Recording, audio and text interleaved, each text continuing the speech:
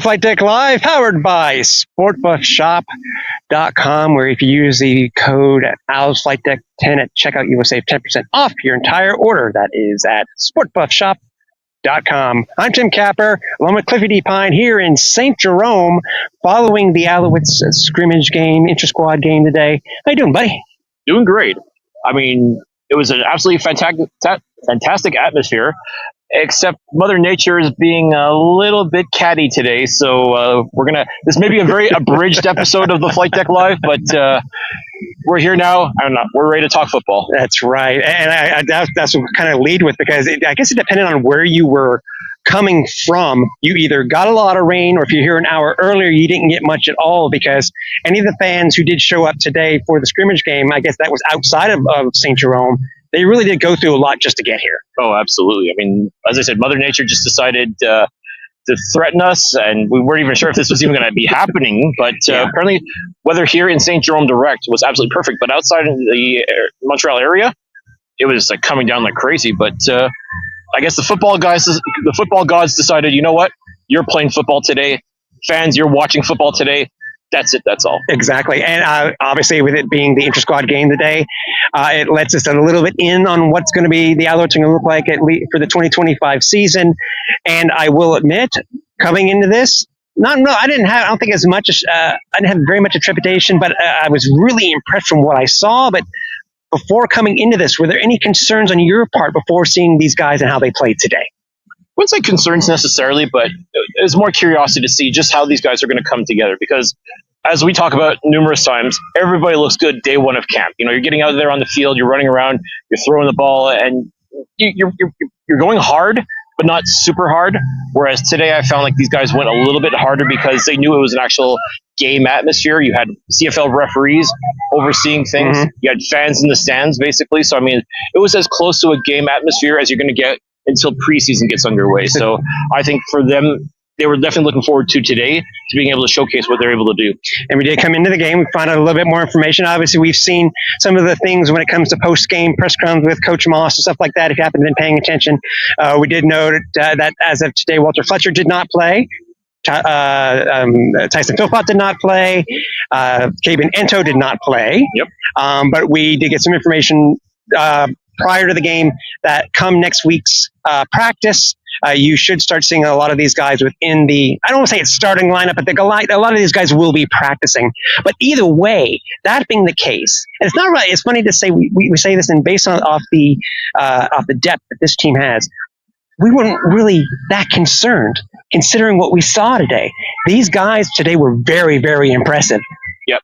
The guys that we mentioned, they're not in the lineup. Okay. It's next man up, right? That's the whole idea, is to see what kind of depth this Alouettes team has. And guess what, folks? This team has some pretty good depth, let me tell you. A lot of the receivers that were making catches today, they weren't even on this team a month ago. And guess what? They're out here making absolutely phenomenal catches. Davis Alexander looking like QB1 as we expect him to. Yeah. The other quarterbacks as well, they're definitely showcasing their stuff. But I think this defense really is where this team is once again going to be making its money, because, my goodness, they played absolutely hard. Like I would even go as far as say, I think they thought today was a preseason game, mm-hmm. just with some of the hits they were loving. Not trying to kill anybody by any stretch of the imagination, but they were definitely playing as though they had to impress the coaches today. And I have to believe they definitely impressed a lot of people today. Yep.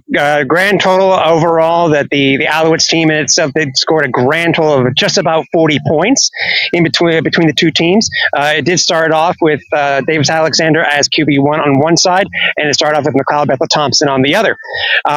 There were some outstanding, thoughts about this game in itself. Anything that, I know I have thoughts in my head, but I'm curious, I'm going to go to you first. Anything that really stood out to you throughout the afternoon that came from these players? Definitely very impressed with what I saw from Hakeem Harris, who is a third or fourth round draft pick this year from the Alouettes. That's a big boy making some big boy catches. And I got to tell you, very, very impressed with what I saw out of him. Jordan Veazey also was making some really nice catches. Have to laugh, though. Unfortunately, the PA announcer, I'm not sure who it was, because I don't believe it was the regular PA announcer that you hear at Percival Molson Stadium, but he was calling Jordan Veazey with a V, Jordan Wheezy with a W. So I guess it's training camp for everybody, even the PA announcer. Well, I was saying Peter, at least he wasn't saying Yeezy. True. Well, give points for that. There really weren't any real concerning injuries in this game itself. There were a few guys that got banged up, but they were almost back immediately. Stevie Scott, I think, it looked like it was a cramp of some sort, came back in. But we were worried, obviously, because with Fletch currently being out, we were wondering who's going to take the reps, but it didn't really matter because he came in, I think, the next series. Yep. The thing that really impressed me besides Davis Alexander is at one point in this game, the Davis Alexander-led offense went three straight series with points, and they all came off of turnovers. That's right. By the defense. So three straight series, they had a grand total of 17 points on the board. But I think kind of saying that, Cliff, is kind of a disservice, considering that how good some of these touchdowns were tonight. The passes that Davis Alexander made sure that these guys caught them in the end zone. Absolutely. You're talking about guys like Tyler Snead and Charleston Rambo, who we absolutely expect them to make outstanding catches, and they did not disappoint at all. There was definitely a lot of cohesion, I find. Mm-hmm. I think this receiving room is going to be among the best this year when it's all said and done. Once the dust clears of training camp and we find out who's going to be on the final roster, the guys that are going to be there, I'm telling you right now, are going to make a lot of noise this year. As we were saying before, this is also without a Tyson Philpott. This is without Tyson Philpott. Yeah. Like that's how good they are. And then you add Tyson Philpott into the mix. Oh boy! And we got to speak with him afterwards as well. Yeah. And again, his energy level is right up there, and he's very excited.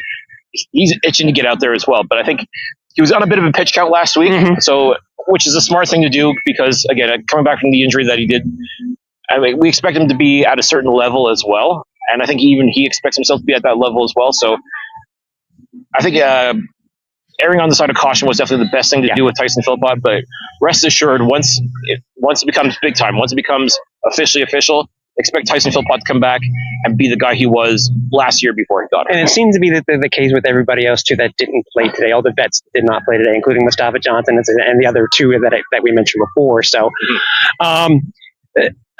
besides the offense itself, I mean, the defense, despite, as I said, the offense being led three straight times off of, for points off turnovers, the defense did look good today. Despite, it didn't matter really who was under center. They know each other so well this early into camp, but the defense did look good today. Absolutely. In fact, I was actually watching at one point. You said, I'm not kidding, Isaac Enemy Berglund, Lual Ugalak, Josh Archibald, and Dylan Wynn, Sean Lemon. Not Sean Lemon. Sean Oakman. He was also spotting as well, but that's 3 out of 4 Canadians on this defensive line playing absolutely phenomenal football, and you could tell that they're ready to hit somebody else. They don't want to hurt their teammates, obviously, so they're not going to go full bore, I would say, but you can see it's there. You can see that the energy is there. You can see that the intensity is already there, and we're just not even a week into camp, and we've already got that in mid-season form, as they say. Yeah, and a lot of it, we had some great on the turnovers that were committed.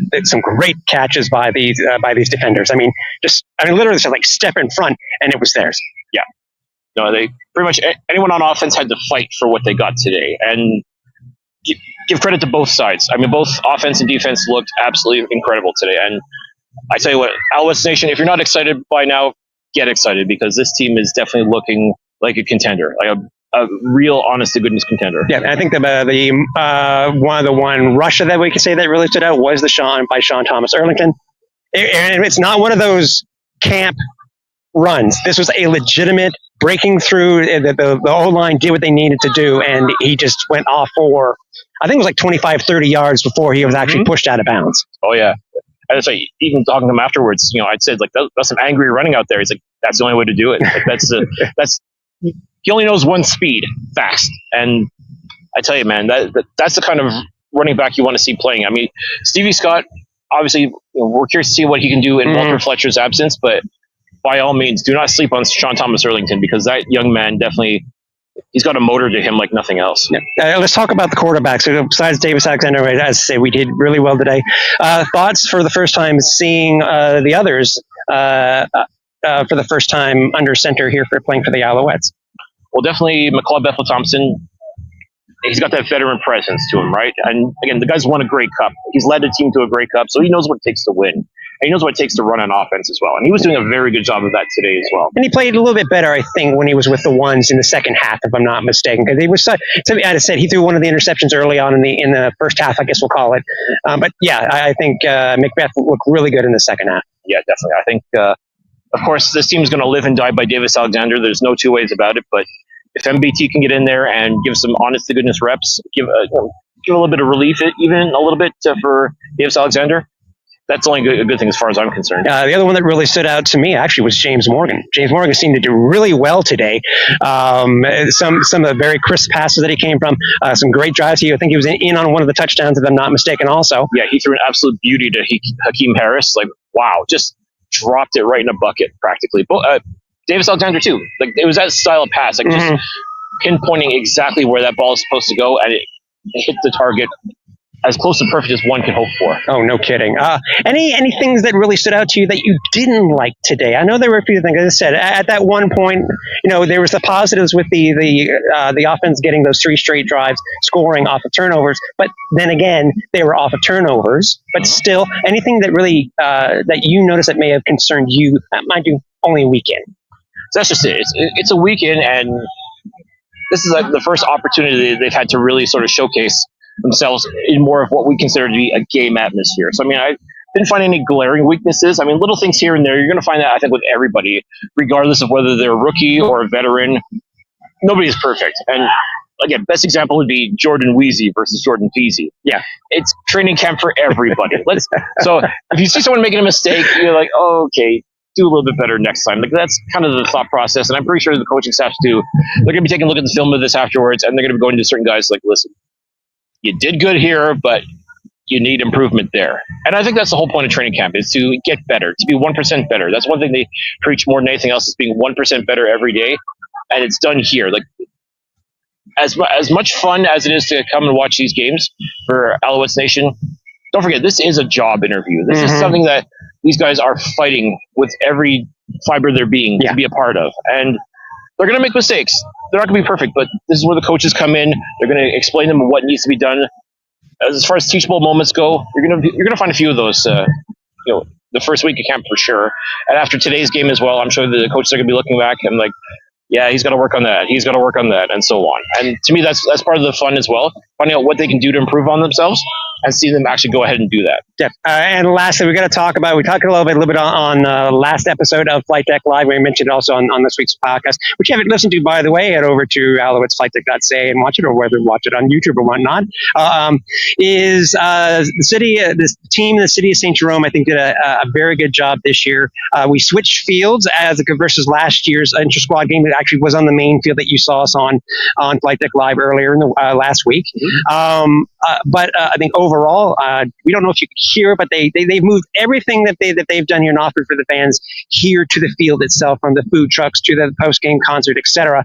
And it wasn't as big of a crowd as it was last year, but most likely because of Mother Nature. But either way, it still seemed that the way they had set it up, it actually worked out a little bit better than last year. It did. I think also, too, fans that wanted to get to see the players afterwards, it was a lot easier for them to do so, which is, again, only a good thing because, again, this is where you develop those relationships. This is where you go out and get to know those players as well. And the Canadian Football League talks about how important it is to reach out to the fans and make them a part of this whole thing. And I think this atmosphere did a much better job than last year. And once again, last year was the first year that they had this camp in Saint-Jérôme. So, of course, they're just kind of trying to figure out what works and what doesn't. It's clear that they took note of what didn't work and changed it around to make sure that it is working now. So kudos to the city of Saint-Jérôme. Kudos to the Alouettes for recognizing the need to make little tweaks here and there, making those tweaks. And who wins in the end? The fans. Yeah, exactly. If you haven't missed any part of this broadcast, you can watch it on archive, whether it be on X, Facebook, or over on YouTube. It'll also be streaming on Twitch within the next hour and a half if you are following us there. Your boys will be here at Saint-Jérôme for training camp on Monday, on holiday Monday. It is a early start for Monday at 8:30 start, if I'm not mistaken, and it's going to be funny. Well, speaking talking of weather, we've been so nice here in Montreal, in the Montreal region for the last week, 25 degrees plus. We're going to be at +9 as a high on Monday. So it's going to be a little bit of a modification in how we're currently dressed. Yeah, if you're planning to make the trip to Saint-Jérôme to come see on Monday, on holiday Monday, bring a sweater. Yeah, for sure. That's an understatement. Maybe a two. We'll see. But again, great time here by the Alouettes, and they put on a great show for the fans that were here in attendance for the Intra-squad game. 40 plus points, I think, put up by the team in total was a great result. I don't remember what it was last year. I think it was lower last year, if I'm not mistaken. But either way, they put on a great show. Make sure you do catch us over on all of our socials. And again, we will be having a live show on Monday, so just make sure you guys stay tuned. So for the last time here at what's the complex, Kirk? I'd love to give him a shout out. Saint-Jérôme Bayeux here in Saint-Jérôme. For Cliffy D, I'm Tim Capper. I'll talk to you soon.